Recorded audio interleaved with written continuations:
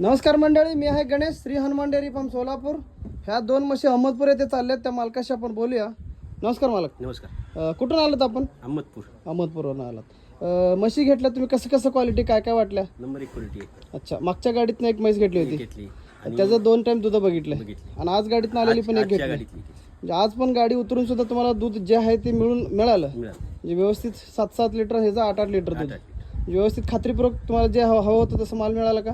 जसा पाहिजे तसा माल भेटला. अच्छा, रेट वगैरे व्यवस्थित. आणि क्वालिटी बद्दल काय सांगायचं? क्वालिटी जसे तशी रेट. अच्छा, आणि ही गाडी तुमच्या समोरच उतरली आहे. इथं जे म्हशी येतात ते ग्राहक येतं, रिस्पॉन्स कसा आहे यांचा? नंबर 1. नंबर 1 आहे. खात्रीच्या म्हणजे गाडी उतरली त्याच्यातून म्हशी ज्या उतरल्या त्याच्यातनं दूधच जे काढल्या ते बादली भरून तुम्हाला कसं वाटलं?